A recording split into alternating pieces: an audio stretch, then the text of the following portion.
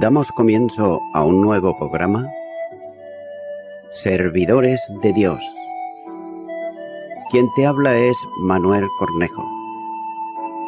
Estaré compartiendo la palabra de Dios y lo haré de una manera expositiva, versículo a versículo.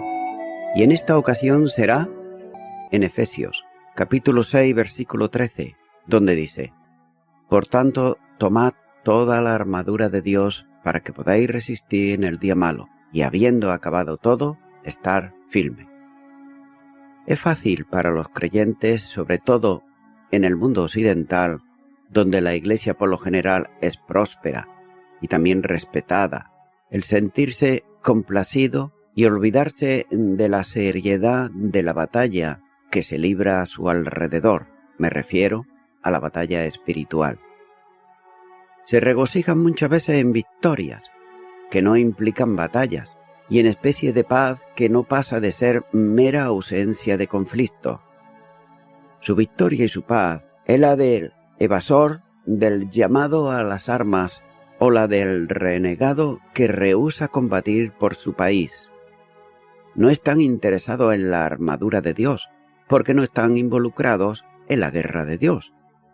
Dios es un Dios de diferencias o excepciones, ya que su pueblo está en guerra y seguirá en guerra hasta que Él regrese y se encargue de juzgar y gobernar a la tierra. Por otro lado, aún el más dispuesto y leal soldado de Cristo está indefenso sin la provisión de Dios. Ese, precisamente, es el punto que Pablo aquí hace resaltar cuando dice tomar toda la armadura de Dios. Contamos con su provisión a ser hijos de Dios, a tener su palabra, a ser poseídos por el Espíritu Santo como su morada santa, a tener todos los recursos de nuestro Padre Celestial. Dios es nuestra fortaleza, pero su fortaleza solo puede ser apropiada mediante la obediencia y por tanto debemos tomar su armadura poderosa y vestirnos con ella, como dice por ejemplo en Efesios, aquí en este capítulo 6, los versículos 11 y 13.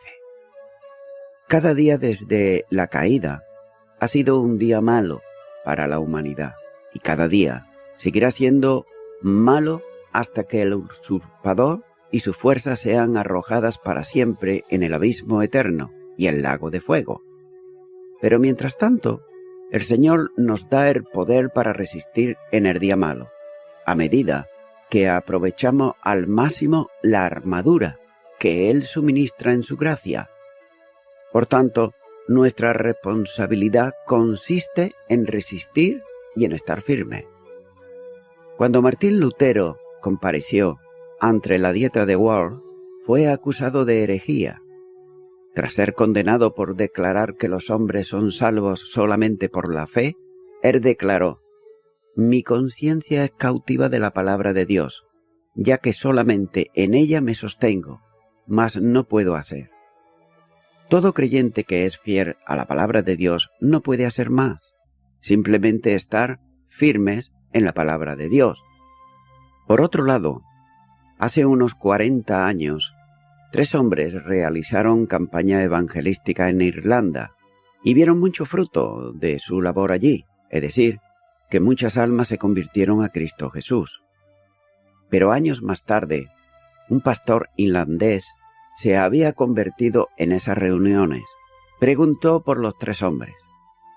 Le dijeron que solo uno de ellos seguía siendo fiel al Señor. En cuanto a los otros 2, uno había apostatado de la fe y el otro había muerto como alcohólico.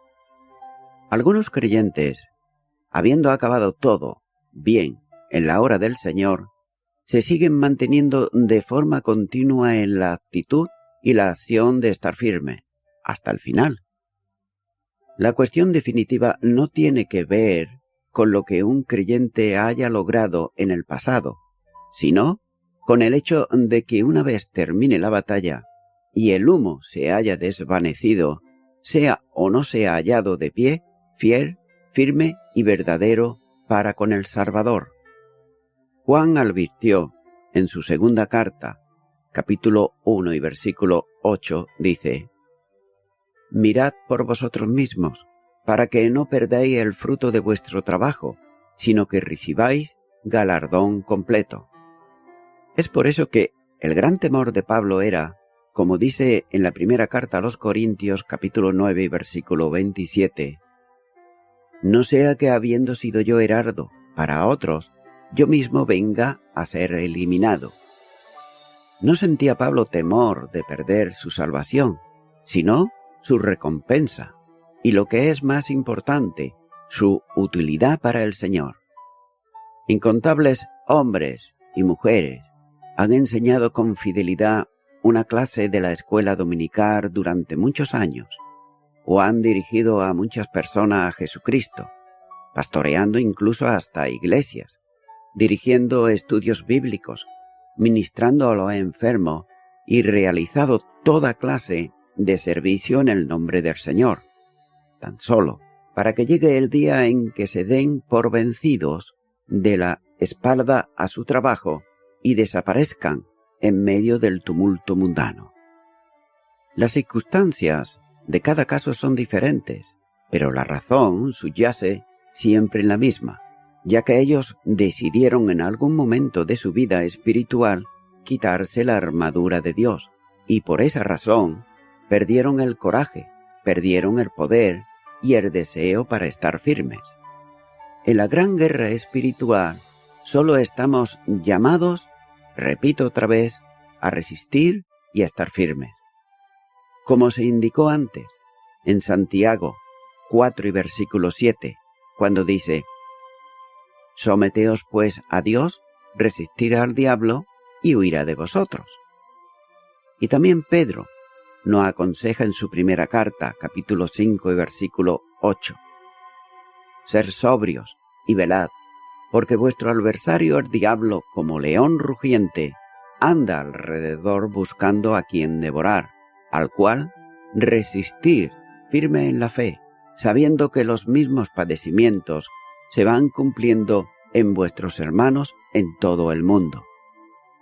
Los gozos más grandes llegan con las victorias más grandes, y las victorias más grandes vienen como resultado de las más grandes batallas, cuando son luchadas en el poder del Señor y con su armadura perfecta. Continúo ahora con el versículo 14, donde dice: «Estad pues firmes, ceñidos vuestros lomos con la verdad y vestidos con la coraza de justicia». Pablo va a describir aquí algunas piezas de esa armadura. No está enumerando todos los elementos de la armadura militar. Basta con rendirse a alguno de los que saca lección espiritual para el lector. Posiblemente Pablo, cuando lo hizo, estaba recordando, o posiblemente él estaría viendo el equipo militar de un soldado romano. Con todo, no está interesado en pormenorizar cada una de las armas que un legionario romano llevaba, sino que pretende dar el sentido espiritual de alguna de ellas, para que entendamos que sin el uso de la panoplia divina no habrá posibilidad de permanecer firmes ante los ataques de las huestes de la maldad. Pero nótese que antes de las armas está la demanda de estar, pues, firmes. Puesta al principio de la frase, adquiere el sentido de llamar la atención del lector, como si dijera: «Ya que debéis estar firmes, ceñiros la armadura de Dios». Estas primeras piezas ciñen y son dos: el cinto y la coraza. El soldado ponía primeramente un cinturón que sujetaba y señalaba su ropa interior e incluso la pequeña faldilla que le cubría desde la cintura a la mitad de las piernas y le permitía una facilidad de movimientos. Ese cinturón servía también para la sujeción de soporte de la espada. El orden en que aparecen las piezas de la armadura era el que seguía el soldado para equiparse la ropa de batalla. Primero, colocaba el cinturón, luego la coraza y en tercer lugar, las sandalias. Y espiritualmente, la primera pieza de la armadura que ciñe es la verdad. Ahora bien, ¿qué es aquí la verdad? No parece que sea la intención recta y sin simulación, que era la interpretación, por ejemplo, de Tomás de Aquino, sino más bien la verdad de Dios, que se ha venido mencionando en la carta de Efesios, como por ejemplo en Efesios 4 y versículo 21, y que se comunica por el Evangelio, Efesios 1, versículo 13. Esta verdad es aceptada por el cristiano y en ella vive como consecuencia de su nueva naturaleza y de la verdad, que por esa razón hace que sea desechada la mentira, como dice Efesios capítulo 4 y versículo 25. El fruto de la luz es el poder del Espíritu, es vivir en la verdad, como dice Efesios capítulo 5 y versículo 9. Se trata, por tanto, de lo que es la vida íntima y personal de cada creyente, que habiendo dejado el mundo de la mentira, vive una vida de compromiso con la verdad, como dice, por ejemplo, el libro de los Salmos, capítulo 51 y versículo 6. He aquí, tú amas la verdad en lo íntimo, y en lo secreto me has hecho comprender sabiduría. En este sentido, tiene relación con la integridad y también la sinceridad. Satanás es mentiroso y además padre de la mentira, como dice el Evangelio de Juan, capítulo 8 y versículo 44. Y no ha permanecido en la verdad, porque no hay verdad en él. Cuando habla mentira, de suyo habla, porque es mentiroso y padre de mentira. Por tanto, quien vive en verdad impide que su acción de mentira le afecte y derrote. La única manera de mantenerse firme ante las asechanzas del diablo es permanecer en la verdad, ya que una vida de mentira que comprende especialmente la hipocresía es una vida de derrota espiritual. La segunda pieza que señala de la armadura es la coraza, que el apóstol vincula con la justicia. Ambas aparecieron antes juntas, por ejemplo, en Efesios capítulo 4, versículo 24 y capítulo 5, versículo 9. En la profecía se habla del vestido de Dios como una coraza de justicia, como por ejemplo dice en Isaías, capítulo 59, versículo 17. Pues de justicia se vistió como de una coraza, con yermo de salvación en su cabeza, tomó ropas de venganza por vestidura y se cubrió de celo como de manto.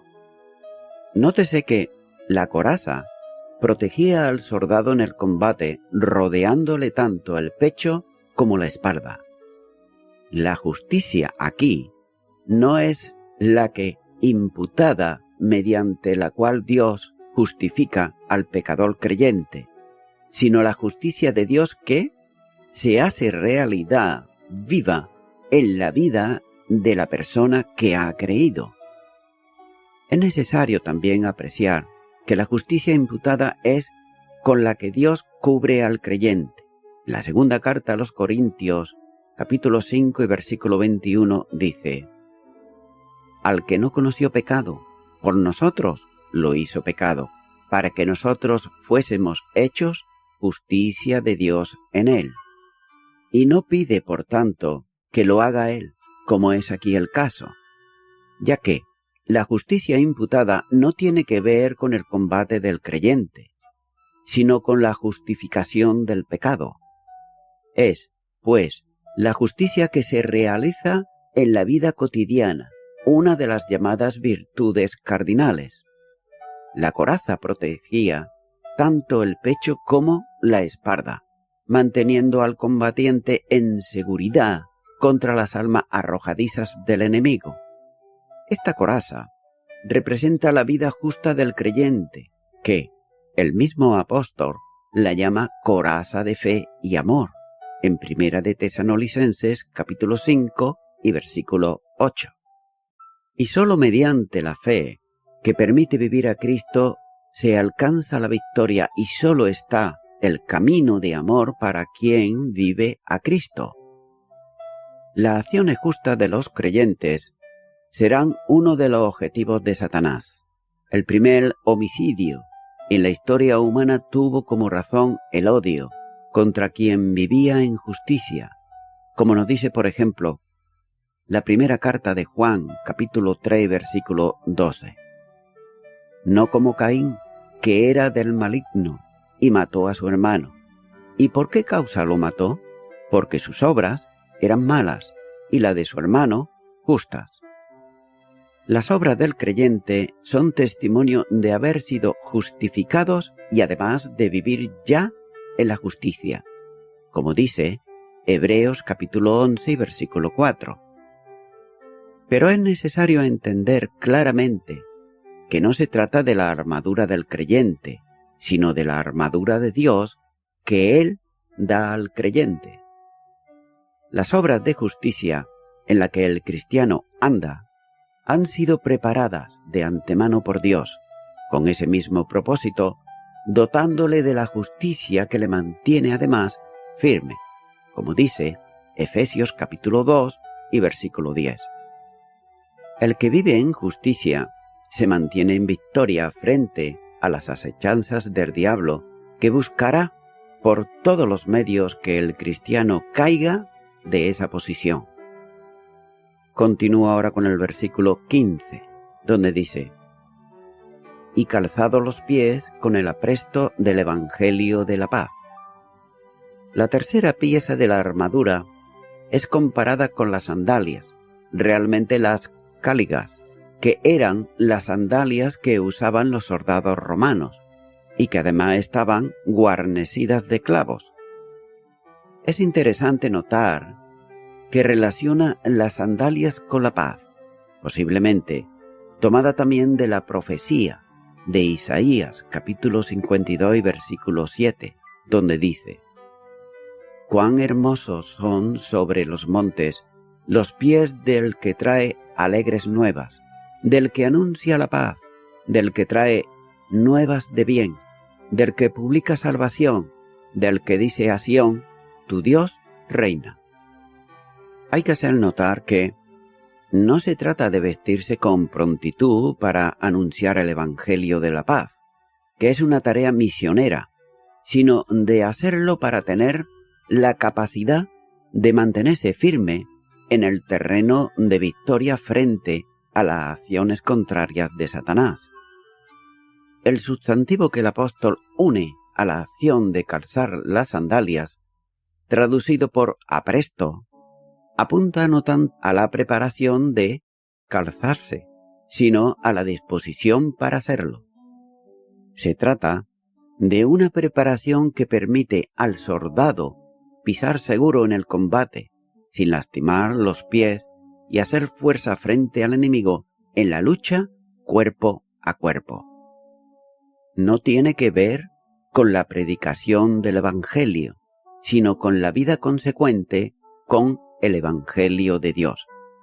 Filipenses 1 y versículo 27 dice: solamente que os comportáis como es digno del Evangelio de Cristo, para que, o sea que vaya a veros o que esté ausente, oiga de vosotros que estáis firmes en un mismo espíritu, combatiendo unánimes por la fe del Evangelio. El Evangelio anuncia la paz con Dios, como dice Romanos capítulo 5 y versículo 1. Y la paz es lo que el creyente experimenta cuando vive a Cristo, aún en lo más recio del combate, seguro de descansar en el poder infinito del Señor. El Evangelio de Juan, capítulo 16, versículo 33 dice: estas cosas os he hablado, para que en mí tengáis paz.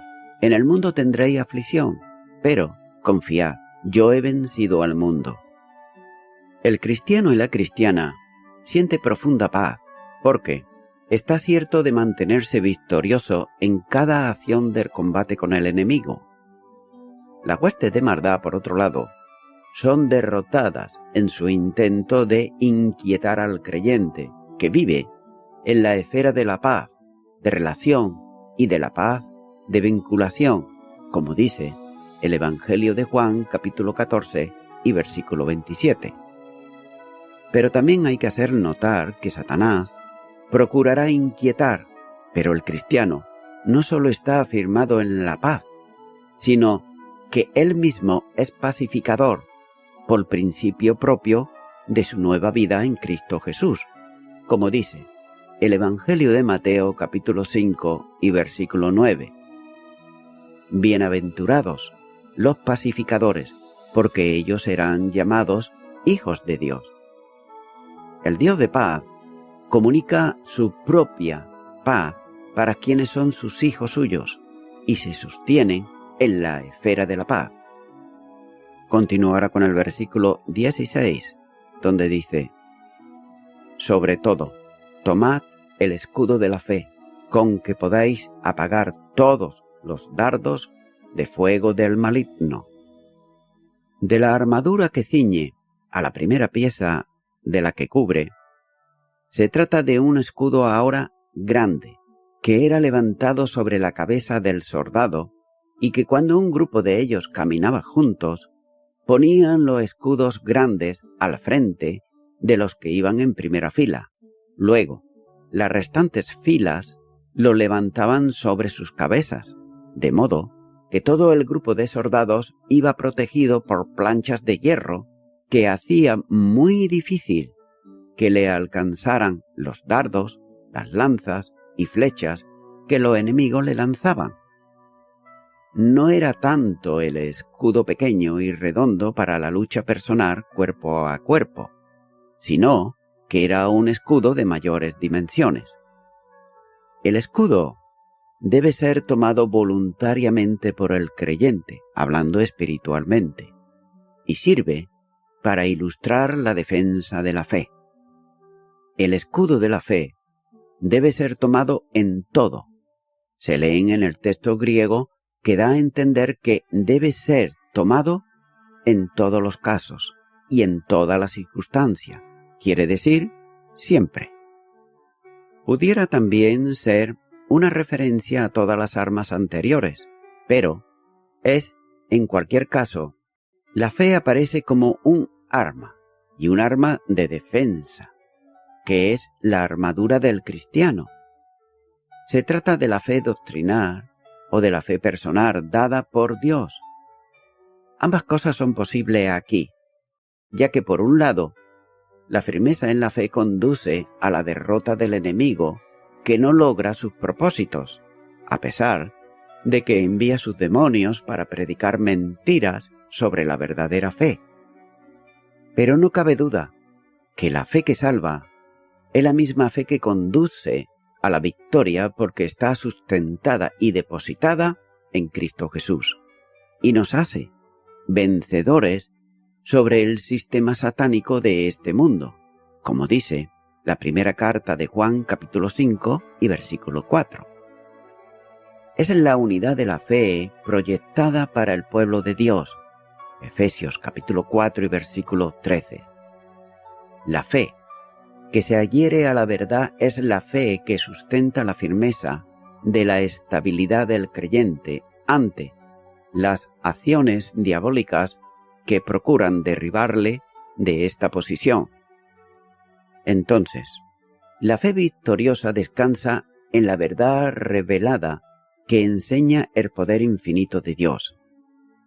La fe del creyente descansa plenamente en el Señor. Por tanto, descansa firmemente en el poder de Dios. Esta fe, dice Pablo, con que podáis apagar todos los dardos de fuego del maligno. Es decir, es la pieza de la armadura que permite apagar los dardos de fuego que el maligno envía a cada creyente. Este escudo impide que los dardos lanzados por los huéspedes de maldad alcancen al creyente, pero todavía más, no solo protege, sino que también los apaga. La fe ha permitido que el creyente esté en Cristo y por medio de la cual habita Cristo en el corazón del creyente, como dice Efesios capítulo 3, versículo 17. Quien está lanzando los dardos encendidos contra el creyente se le califica aquí como el maligno, como una referencia directa al diablo, quien no solo envía los dardos de fuego, sino que ataca por sí mismo al creyente. Los dardos de fuego del maligno pueden tomar muchas formas. En ocasiones, la contundencia de esta gran cantidad de dardos es tan grande que el creyente, a pesar de su fe, se siente vacilante. En ese caso, la fe provee las promesas para mantenerse en firmeza, oyendo la voz del mismo Señor que dice: a quien está unido en Él por la fe, no temas, cree solamente, como dice Lucas capítulo 8 y versículo 50. Y voy concluyendo ya con esto. Hay solo dos razones por las que el Nuevo Testamento habla del diablo y los demonios. Y son para informarnos de que el mal y la muerte están derrotados, y advertirnos, por otro lado, en contra de la seducción del mal. Pero téngase en cuenta que todo el mundo conoce el mal y también la muerte, pero los cristianos somos personas que creemos en Cristo, ya que Él ha conquistado ambas realidades, es decir, al mal y a la muerte.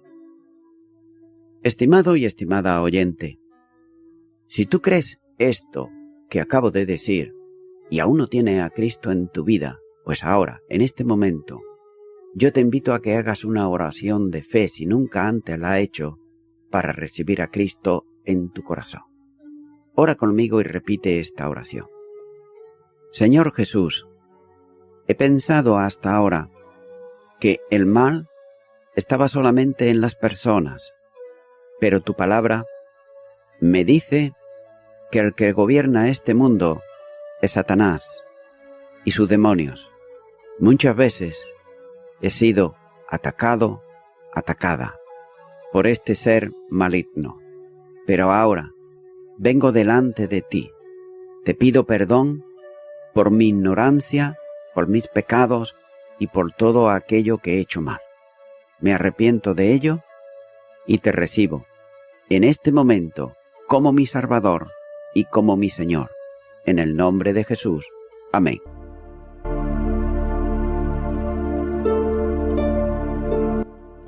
Amigo y amiga oyente, si tú has hecho esta oración de corazón, te recomiendo que comiences a orar a Dios, en primer lugar, en el nombre del Señor Jesucristo.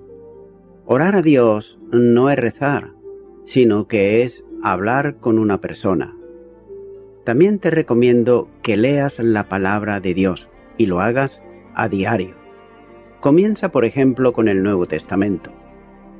Y también, por último, te recomiendo que para que puedas crecer espiritualmente, te congregues en una iglesia cristiano-evangélica, donde se predique, se enseñe y se practique la sana doctrina y la palabra de Dios.